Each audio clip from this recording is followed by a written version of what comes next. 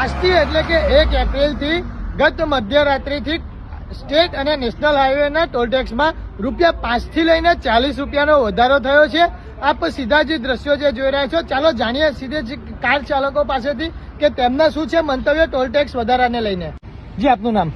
અમિત પંકજભાઈ પટેલ। ક્યાંથી ક્યાં જઈ રહ્યા છો? હું આણંદથી અત્યારે જઈ રહ્યો છું તલોદ।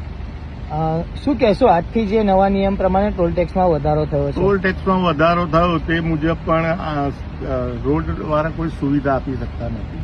આજે ટોલમાં વધારો કર્યો પણ રેસ્ટ રૂમ કે એવી કોઈ ફેસિલિટી છે નહીં પ્રોપર, બરોબર।